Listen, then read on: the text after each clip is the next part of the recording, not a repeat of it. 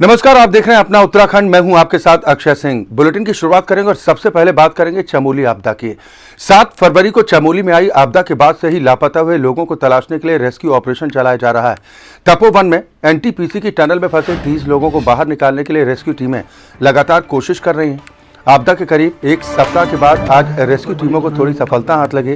दरअसल सुरंग में 5 और रेडी गांव से 6 शव बरामद किए गए, वहीं एक शव रुद्रप्रयाग से बरामद किया गया है। अब कुल शवों की संख्या 50 जा पहुंची है। टनल में फंसे बाकी लोगों को बाहर निकालने के लिए भी कोशिशें की जा रही हैं, लेकिन अब एनटीपीसी की टनल में फंसे हुए लोगों को जिंदा बचे रहने की संभावना बेहद कम है। इसके बावजूद टनल में फंसे हुए लोगों में से अगर कोई जिंदा बाहर निकलता है तो उसे फौरन हेल्थ फैसिलिटी उपलब्ध करवाने के लिए घटनास्थल पर एम्बुलेंस तैनात की गई है। साथ ही एयर एम्बुलेंस की व्यवस्था भी की गई। तपोवन में 2 शव मिलने के बाद जिलाधिकारी स्वाति भदौरिया और पुलिस अधीक्षक यशवंत सिंह चौहान ने बैराज साइट का निरीक्षण किया। उनके साथ एनडीआरएफ और एसडीआरएफ की टीमें भी मौजूद थीं। डीएम का कहना है कि तलाश अभियान लगातार चल रहा है। बैकअप में 7 एम्बुलेंस, पोस्टमार्टम टीम और 1 हेलीकॉप्टर भी रखा गया है। अगर कोई भी व्यक्ति जिंदा मौके से बरामद किया जाता है तो उसे फौरन उपचार देने के लिए पूरी व्यवस्था की गई।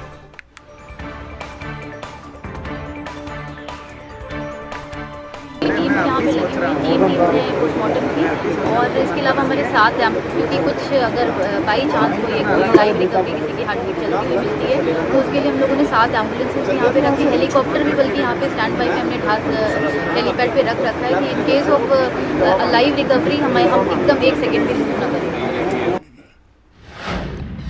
अभिषेक अग्रवाल हमारे संवाददाता है, इस खबर पर ज्यादा चर्चा और बातचीत के साथ जुड़ गए। अभिषेक, फिलहाल रेस्क्यू ऑपरेशन की क्या कुछ स्थिति है? हालांकि कुछ शव आज बरामद किए गए हैं, लेकिन जो अब आशंकाएं लोगों के मन में घर गई हैं कि जो लोग अभी भी फंसे बताए जा रहे हैं उनके जीवित रहने की संभावना बेहद कम है। जी देखिए, निरंतर 7 दिनों से जो रेस्क्यू अभियान है वो जारी है और अब जो लोगों की जीवित रहने की संभावनाएं हैं वो लगभग खत्म ही हो गई हैं। इसलिए खत्म हो गई है क्योंकि एक तो देखिए आज जो झूठे हवाले प्रशासन ने लोगों को दिए उससे लोगों के मन में कहीं ना कहीं निराशा का माहौल अब बना हुआ है, क्योंकि बताया जा रहा था कि टनल जैसे ही खुलेगा उसके अंदर से लोगों को जिंदा बचाया जा सकता है। 8 दिन तक प्रशासन के नुमाइंदे ये बोलते रहे कि लोग जिंदा हैं, लोग जिंदा हैं। कभी बोला गया कि अंदर फोन की घंटियों की आवाज सुनाई दे रही है, पर जब ये टनल खुली तो इसमें सिवाय मलबे और लाशों के कुछ नहीं निकला। अभी तक टनल के अंदर से लगभग 5 लाशें जो है वो बरामद कर ली गई है, जिसके साथ जो लाशों की रिकवरी का आंकड़ा है वो 50 के पार पहुंच चुका है और अभी भी 150 के करीब लोग इसमें से लापता बताए जा रहे हैं। और अब जो लोग लापता हैं उनके परिजनों को चिंता सताने लगी है इतने खतरनाक मंजर को देखने के बाद कि आखिर जहां से भी बॉडियां निकल रही हैं या तो वो कटे हुए अंग निकल रहे हैं या तो लोग मृत अवस्था में निकल रहे हैं। तो ये अपने आप में एक बहुत बड़ा सवाल है कि आखिर क्यों प्रशासन ने इतनी लापरवाही की कि लोगों ने अपने लाल खो दिए, किसी ने अपना बच्चा खोया है तो किसी ने अपने पिता को खो दिया है। काफी खेद का विषय है। बिल्कुल, जो टीमें रेस्क्यू ऑपरेशन में लगी हुई, अभिषेक आपने उनसे बातचीत भी करने की कोशिश की होगी, अभी कितना वक्त लग सकता है? जी देखिए, ऐसा है कि मलबे की संख्या जो है, मलबे की जो मात्रा है वो काफी अधिक है। हालांकि रेस्क्यू निरंतर जारी है। डायमंड ड्रिल मशीन जो आई थी उसके द्वारा ड्रिल करके जो वो सुरंग बनी हुई थी उसमें से लोगों को निकाला गया और उसके बाद अभी भी कुछ लोग सुरंग में फंसे हुए हैं तो सुरंग में से भी लोगों को निकालना निरंतर जारी है। और जो ऊपर रेणी के पास जो लोग फंसे हुए उनका रेस्क्यू भी निरंतर जारी है। अभी तक अधिकारियों की तरफ से इसकी आधिकारिक कोई पुष्टि नहीं की गई है कि अभी कितना वक्त लग सकता है। अभी कितने और लोगों के फंसे होने की आशंका जाहिर की जा रही है? अभी बताया जा रहा है कि 150 के लोग अभी भी लापता हैं जिनके लिए रेस्क्यू ऑपरेशन जारी है। तो मौके पर जो रेस्क्यू ऑपरेशन चल रहा है जिसमें आईटीबीपी, एनडीआरएफ, एसडीआरएफ की टीमें लगी हुई हैं, तो उनकी तरफ से लगातार कचरे को, मलबे को बाहर निकालने की कोशिशें भी की जा रही हैं। अब उन पीड़ित परिवारों का क्या वहां पर लोगों का मजमा अब भी लगा हुआ है जिस तपोवन टनल के पास में रेस्क्यू चल रहा है, जिनके अपने लापता हैं? जी बिल्कुल, लोग अपनों को ढूंढते भांडते आ रहे हैं घटना स्थल पर, रो रहे हैं, बिलख रहे हैं, पर क्या किया जाए उनकी सुध अब नहीं ली जा सकती क्योंकि जिसके लिए लोग रो रहे हैं वो अब इस दुनिया में नहीं रहे। चमोली डीएम स्वाति भदौरिया भी लगातार रेस्क्यू ऑपरेशन पर अपनी नजर भी बनाए हुए हैं और लोगों को कैसे, आपदा से परेशान लोगों को कैसे राहत पहुंचे इसको लेकर लगातार प्रयास किए जा रहे हैं। क्या नाराजगी किसी तरह की लोगों में देखने को मिल रही है? अगर रेस्क्यू ऑपरेशन जी को छोड़ बिल्कुल, दें? लोगों में नाराजगी तो बिल्कुल है। लोग नाराज हैं क्योंकि उन्होंने अपने अपनों को खोया है। हालांकि डीएम स्वाति भदौरिया और एसपी चमोली के साथ एसडीएम चमोली और पूरा प्रशासन, एनडीआरएफ के उच्च अधिकारी, आईटीबीपी के उच्च अधिकारी, एनटीपीसी के उच्च अधिकारी निरंतर घटना स्थल पर हैं और काम भी किया जा रहा है। लोगों को समझाया बुझाया जा रहा है, सांत्वनाएं दी जा रही हैं और इससे अधिक कुछ किया नहीं जा सकता। अभी रेस्क्यू ऑपरेशन की स्थिति क्या है? कहां तक काम पहुंचा है? अभी कितना अभी मलबा निकालना बाकी, इस बारे में कुछ जानकारी है क्या अभिषेक? देखिए, मलबे के अंबार चारों तरफ लगे हुए हैं। जैसे जैसे मलबे को हटाया जा रहा है, लाशें निकल करके सामने आ रही हैं। अब खाली जोशीमठ क्षेत्र से ही नहीं, दूर दराज के क्षेत्रों से भी लाशें निकल करके सामने आ रही हैं। इस आपदा की लाशें कई कोई दूर तक पहुंची हैं, कई दूर इस आपदा की लाशें गई हैं। कर्णप्रयाग से 100 बरामद हो रहे हैं, श्रीनगर से 100 बरामद हो रहे हैं, रुद्रप्रयाग से 100 बरामद हो रहे हैं, विष्णुप्रयाग से 100 बरामद हो रहे हैं। तो 100 बरामद होने का जो सिलसिला है वो अब जोशीमठ पार कर चुका है। हर कोने से, प्रदेश के हर कोने से 100 बरामद किए जा रहे हैं। तकरीबन जो कहा जा रहा है कि 150 से ज्यादा लोग अभी भी लापता हैं। तो इस टनल के आसपास के एरिया में तकरीबन कितने लोगों के अभी भी दबे होने की आशंका है? जी देखिए, टनल के अंदर अभी भी कम से कम 30 के आसपास लोगों के दबे होने की आशंका है। और इस पूरे क्षेत्र में अभी भी 145-140 के आसपास लोग ऐसी जगह दबे हुए हैं जिनका अभी तक प्रशासन पता नहीं लगा पाया है। और ये अपने आप में तकनीकी पर भी बहुत बड़ा सवाल है कि आखिर इतने तकनीक भरे युग में इतनी लापरवाही आखिर क्यों देखने को मिल रही है। बिल्कुल, ये जो जानकारी मिल रही है कि किमाड़ा गांव के 3 नौजवान हैं जिनका अब तक कोई पता नहीं चल पाया है। ये तीनों युवा सुरंग के अंदर उसी टी पॉइंट पर निजी ठेकेदार के अधीन वेल्डिंग का काम करते थे। एक ही परिवार के तीनों युवाओं के सुरंग में फंसे होने के बाद से ही पूरे गांव में मातम पसरा हुआ है। क्या इनके बारे में अब तक कोई जानकारी मिल पा रही है? जी, मातम पूरे क्षेत्र में ही पसरा हुआ है। जब से ये आपदा आई है, लोगों का रो रो करके बुरा हाल है। प्रशासन रेस्क्यू कर रहा है पर सफल नहीं हो पा रहा है। 8 दिन बाद प्रशासन सुरंग खोलता है, जिसके बाद प्रशासन उसको अपनी बहुत बड़ी नाकामी बताता है। तो हम ये बोलते हैं कि ये कोई बड़ी भारी नाकामी नहीं है। अगर आप 8 दिनों बाद किसी सुरंग के अंदर से मलबा निकाल देते हैं और उसमें आप अपनी छाती को चौड़ा करके बोल रहे हैं कि हमने बहुत बड़ा काम कर दिया, तो ये प्रशासन की तो सवाल तो इस बात को लेकर भी उठेगा कि जाना था जापान, पहुंच गया चीन। पहले जिस टनल में कहा जा रहा था कि मजदूरों के फंसे होने की आशंका है, बाद में ये जानकारी मिलती है कि गलत जगह पर कचरा निकालने का काम चल रहा है। जाना जापान था और चीन पहुंच गए हैं, ये कहावत आपने एकदम सटीक बोली है इस माहौल पर। क्योंकि पहले उस टनल को खोला गया जिस टनल का कोई लेना देना ही नहीं था। अधिकारी अपनी धौंस जमाते रहे कि इस टनल के अंदर लोगों के फंसे होने की संभावना है, इस टनल के अंदर लोग फंसे हो सकते हैं। टनल को खोला गया तो खोदा पहाड़ निकली, चुहिया वाली बात हो गई, उसके अंदर कुछ नहीं मिला। थोड़े दिनों बाद सब आराम फरमाने लगे। आराम इस तरीके से फरमाने लगे कि 4 दिन तक तो उसके बाद टनल का नक्शा ही बाहर नहीं आया कि आखिर नक्शा है कैसा, टनल अंदर से है कैसी। जब टनल का नक्शा बाहर आया तो उसके बाद टनल को खोला गया। हालांकि अधिकारियों की कहीं ना कहीं बहुत बड़ी यहाँ पर जो है देखने को मिल रही है, काफी लापरवाही अधिकारियों की देखने को मिल रही है। और एक लापरवाही ये सरकार की लापरवाही भी देखने को मिल रही है, क्योंकि सरकार ने अलग अलग बलों को यहाँ पर इस तरीके से तैनात कर दिया कि सरकार जहां पर कोई जायजा लेना चाह रही हो, यहाँ पर से सरकार पता लगाना चाह रही हो कि आखिर ऐसी विपरीत घड़ी में कौन सा संगठन ज्यादा मजबूती से काम कर सकता है। पहले आईटीबीपी को सौंपा गया, उसके बाद सेना को सौंपा गया, उसके बाद जब दोनों में से नहीं हो पाया तो अब वहां पर एनटीपीसी को लगा दिया गया। तो क्या एनटीपीसी पहले काम करने में सक्षम नहीं थी? क्या सेना को जिस सोच के साथ लगाया गया था सेना खड़ी नहीं उतर पाई, या सरकार उनको सुविधा देने में? चलो बिल्कुल, यानी कि अभिषेक आप ये कह रहे हैं कि जो व्यवस्थाएं की गई थी वो सही नहीं थी, जिसका कहीं ना कहीं खामियाजा भी उन लोगों की तलाश में भुगतना पड़ रहा है जिनका अब तक कोई सुराग नहीं मिल पाया। बहुत शुक्रिया अभिषेक इस खबर पर तमाम चर्चा और बातचीत के लिए। तो तपोवन टनल में अभी भी कई लोगों के फंसे होने की आशंका है। हालांकि 7 दिन से ज्यादा का वक्त हो चुका है। ऐसे में जो लोग यहाँ पर फंसे हुए हैं उनके जीवित रहने की संभावनाएं लगभग नगण्य होती हुई दिखाई दे रही हैं। लोगों में इस बात को लेकर नाराजगी भी देखने को मिल रही है। हालांकि रेस्क्यू ऑपरेशन लगातार जारी है, लेकिन कुछ शव भी बरामद किए गए हैं। लेकिन अब माना जा रहा है कि जो लोग इस टनल में फंसे हुए थे उनके जीवित बाहर रहने की संभावना बेहद कम। तपोवन में बड़ी टनल थी जिसको 7 तारीख से ही खोदने का प्रयास हो रहा है। उसमें मलबा निकलता जा रहा है। उससे आज 4 शव बरामद हुए हैं, 4 डेड बॉडीज। कल रात जो है उसी टनल के 71 मीटर पॉइंट से एक नीचे 10 फुट डायमीटर की टनल थी, उस तक हम पहुंचे। बड़ी एक फुट डायमीटर की शाफ्ट खोदी थी, उसमें भी मलबा मिला है। तो यही हुआ कि नीचे भी मलबा भरा है, ऊपर बड़ी टनल में भी मलबा है। तो बड़ी टनल में आज तेजी से प्रयास किया तो उसमें भी 4 शव मिल चुके हैं।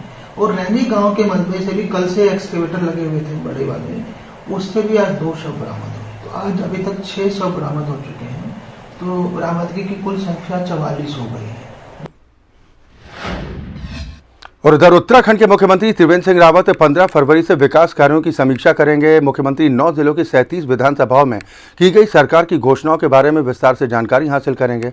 दरअसल सचिवालय से मुख्यमंत्री सभी जिलों के जिलाधिकारियों से वीडियो कॉन्फ्रेंसिंग के जरिए घोषणाओं की जानकारी लेंगे। इस दौरान विधायक भी मौजूद रहेंगे।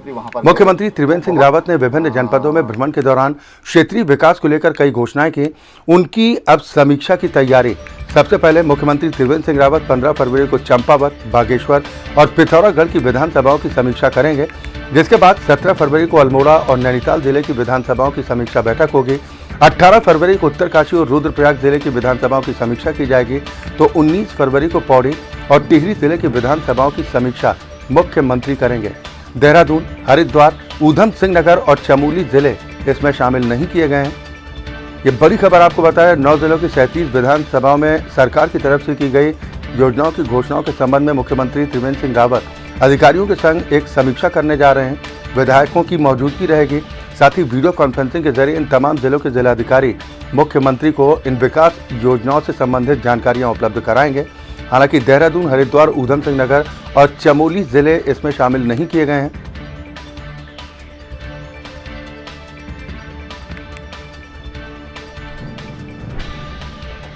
ये महत्वपूर्ण खबर आपको बता रहे हैं। मुख्यमंत्री त्रिवेंद्र सिंह रावत विकास कार्यों की समीक्षा करने जा रहे हैं। दरअसल चुनावी वर्ष है और चुनावी वर्ष में सरकार की तरफ से प्रयास है कि जो योजनाएं हैं उन योजनाओं की स्थिति क्या है। चंद्रमोहन हमारे संवाददाता इस खबर पर ज्यादा जानकारी के साथ जुड़ गए हैं।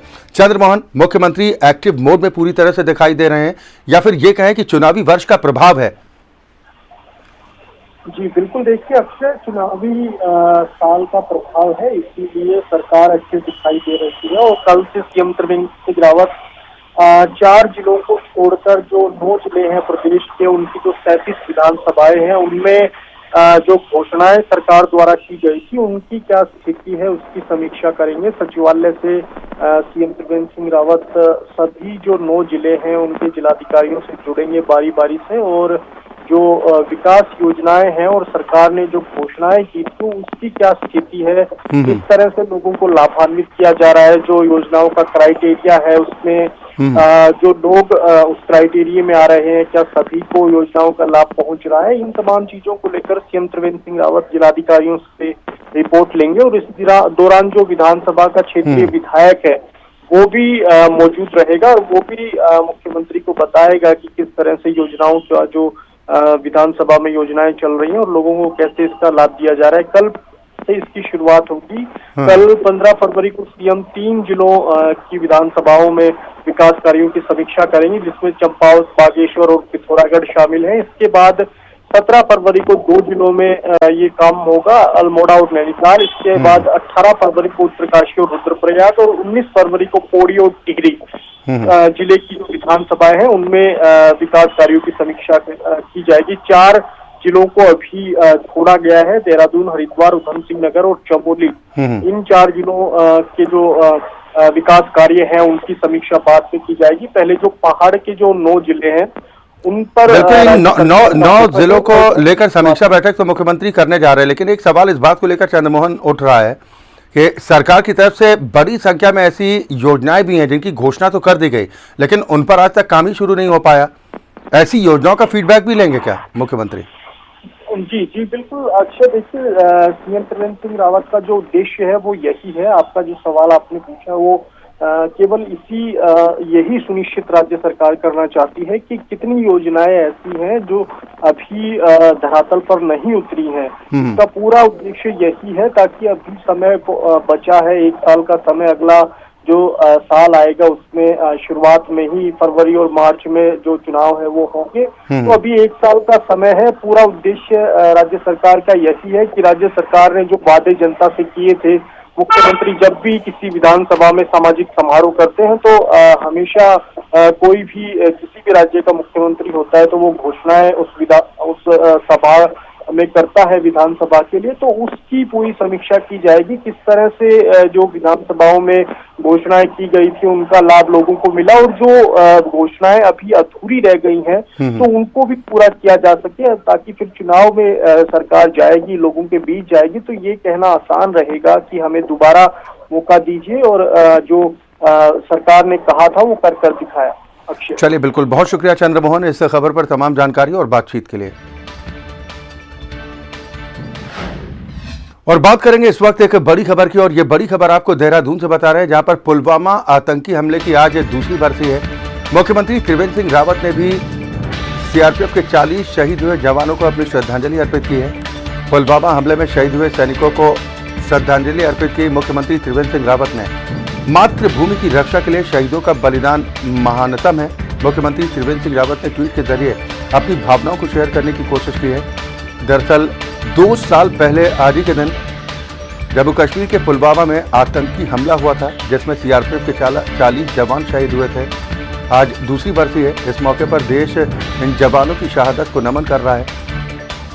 उत्तराखंड के मुख्यमंत्री त्रिवेंद्र सिंह रावत ने भी शहीदों को नमन करते हुए उन्हें श्रद्धांजलि अर्पित की है।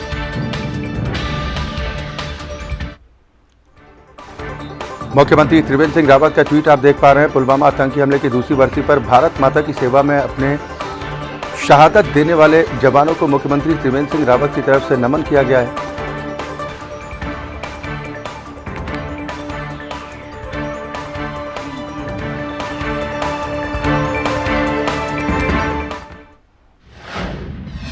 चुनावी साल में मुख्यमंत्री त्रिवेंद्र सिंह रावत एक बार फिर उनकी ओर से की गई घोषणाओं की समीक्षा करने जा रहे हैं। 15 फरवरी से विकास कार्यों की समीक्षा मुख्यमंत्री करने जा रहे हैं, जिस पर अब कांग्रेस की तरफ से सवाल खड़े किए गए। कांग्रेस प्रदेश अध्यक्ष प्रीतम सिंह का कहना है कि त्रिवेंद्र सरकार के कार्यकाल में विकास के कोई काम ही नहीं हो रहे। बेहतर होता कि मुख्यमंत्री 2021 से पहले घोषणाओं की समीक्षा करते, जिससे राज्य को फायदा भी मिलता। लेकिन अब जनता बीजेपी को सत्ता से बेदखल करने का मन बना चुकी है। बीजेपी को अब कोई फायदा नहीं होने वाला।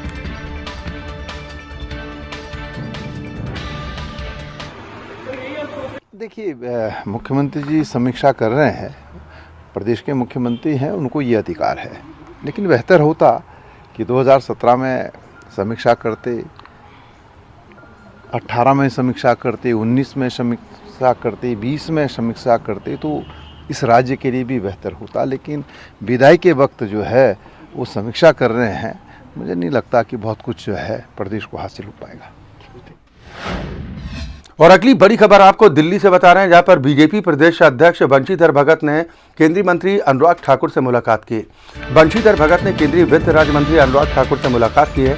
बंशीधर भगत ने केंद्रीय राज्य मंत्री को चमोली आपदा के बारे में विस्तार से जानकारी दी है। बंशीधर भगत ने केंद्र सरकार की ओर से दिए जा रहे सहयोग पर भी आभार जाहिर किया। क्षेत्र में रेस्क्यू कार्य जारी है। पीड़ितों को राहत पहुंचाने के लिए सरकार जुटी हुई है। ये जानकारी बंशीधर भगत की तरफ से केंद्रीय वित्त राज्य मंत्री अनुराग ठाकुर को दी गई है। बीजेपी प्रदेश अध्यक्ष बंशीधर भगत ने कहा कि संगठन की ओर से पदाधिकारियों और कार्यकर्ताओं की टीम बनाकर प्रशासन के साथ तालमेल स्थापित कर हर पीड़ित तक मदद पहुंचाने की भरपूर कोशिश की जा रही है। बंशीधर भगत ने वित्त राज्य मंत्री अनुराग ठाकुर से आपदाग्रस्त गाँव के विस्थापन के लिए अलग से योजना बनाए जाने की मांग की। केंद्रीय मंत्री अनुराग ठाकुर ने बीजेपी अध्यक्ष को हर संभव मदद का भरोसा दिया।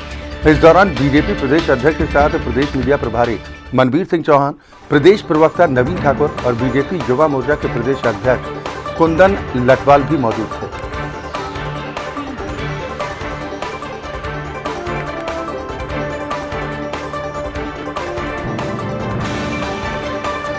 ये तस्वीरें आप अपनी टेलीविजन स्क्रीन पर देख पा रहे हैं। उत्तराखंड बीजेपी अध्यक्ष बंशीधर भगत ने केंद्रीय वित्त राज्य मंत्री अनुराग ठाकुर से मुलाकात की है। चमोली में आई आपदा को लेकर किस तरह से राज्य सरकार की तरफ से काम किया जा रहा है, रेस्क्यू ऑपरेशन किस तरीके से चल रहा है, केंद्र सरकार की तरफ से जो सहयोग मिला उसको लेकर आभार भी बंशीधर भगत की तरफ से जाहिर किया गया।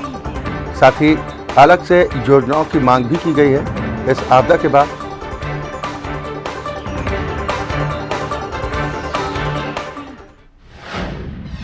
और अगली बड़ी खबर देहरादून से आपको बता रहे हैं, जहां पर कई वर्तमान और पूर्व जनप्रतिनिधियों ने कांग्रेस का दामन थाम लिया है। राजीव भवन में कई महिला जनप्रतिनिधियों ने कांग्रेस पार्टी ज्वाइन कर ली है। कांग्रेस के प्रदेश अध्यक्ष प्रीतम सिंह ने इन लोगों को पार्टी की सदस्यता दिलवाई। कांग्रेस प्रदेश महामंत्री गोदावरी थापली के नेतृत्व में इन लोगों ने कांग्रेस का दामन थामा है। बड़ी संख्या में लोग कांग्रेस पार्टी से जुड़ रहे हैं। प्रीतम सिंह ने इसको लेकर खुशी भी जाहिर की है। साथ ही सरकार पर आरोप लगाते हुए कहा कि सरकार अपने किए गए वादों को पूरा नहीं कर पा रही है और यही वजह है कि लोग कांग्रेस पर भरोसा कर रहे हैं और बड़ी संख्या में लोग कांग्रेस पार्टी की सदस्यता ग्रहण कर रहे हैं। ये तस्वीरें आप देख पा रहे हैं।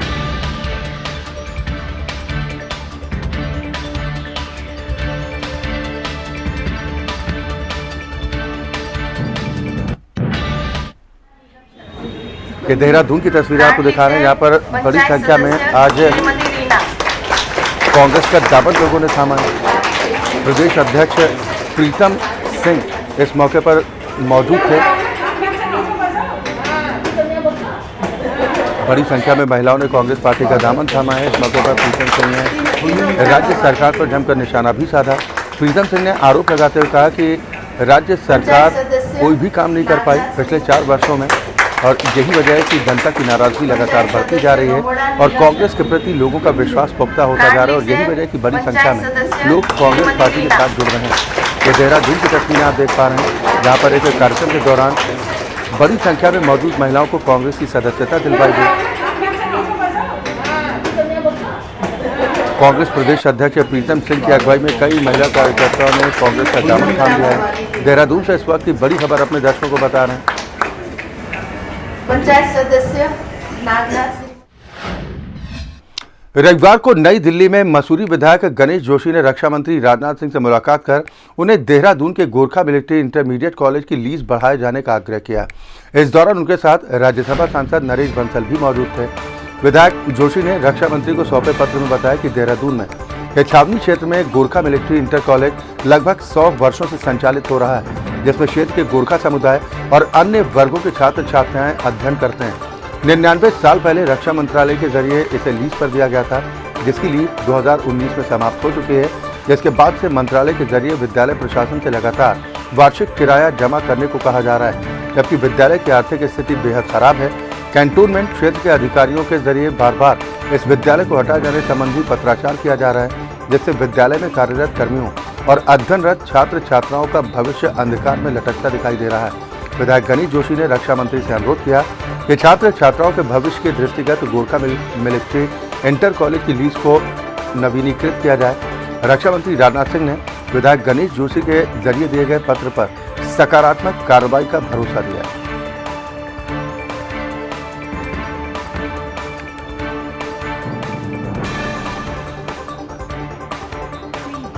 मसूरी विधायक गणेश जोशी, जिन्होंने रक्षा मंत्री राजनाथ सिंह से मुलाकात की है, कॉलेज की लीज बढ़ाए जाने का आग्रह रक्षा मंत्री राजनाथ सिंह से गणेश जोशी ने किया है, जिसके बाद सकारात्मक कदम उठाने की बात रक्षा मंत्री की तरफ से कही गई। महाराष्ट्र के राज्यपाल और उत्तराखंड के पूर्व मुख्यमंत्री भगत सिंह कोश्यारी को उत्तराखंड आने के लिए महाराष्ट्र सरकार ने यह कहकर सरकारी विमान देने से इनकार कर दिया कि ये उनका निजी दौरा है। इस घटना के बाद से ही बीजेपी के तमाम नेता अपने अपने तरीके से विरोध जाहिर कर रहे हैं। वहीं अब इस मामले में कांग्रेस के प्रदेश अध्यक्ष प्रीतम सिंह का बयान भी सामने आया। प्रीतम सिंह ने महाराष्ट्र के राज्यपाल भगत सिंह कोश्यारी पर निशाना साधते हुए कहा कि जब किसी व्यक्ति को संवैधानिक दायित्व दिया जाता है तो उसे अपेक्षा की जाती है कि उक्त व्यक्ति संविधान के अनुरूप अपने कर्तव्य को निभाएगा, लेकिन जब संवैधानिक पद पर बैठा व्यक्ति संविधान को ताक पर रखकर एक राजनीतिक दल के रूप में कार्य करने लग जाए तो इसी तरह का टकराव देखने को मिलता है।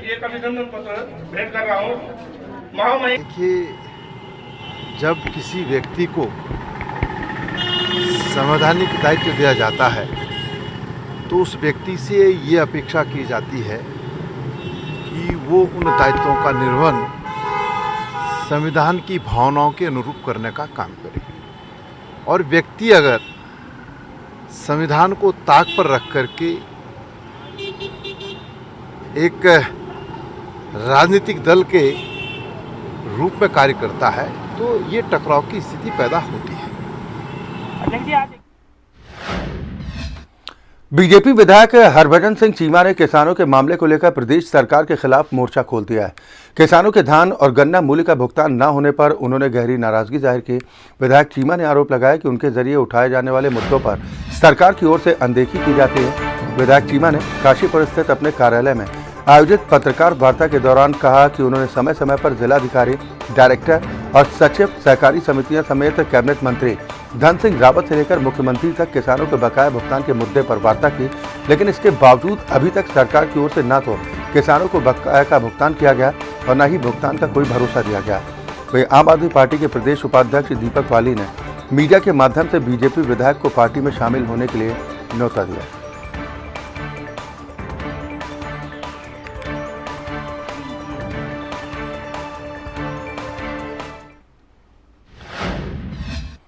दरअसल उत्तराखंड की राजनीति में एक बार फिर भूचाल देखने को मिल रहा है, जहां बीजेपी के विधायक ने अब अपनी ही सरकार के खिलाफ बोलना शुरू कर दिया है।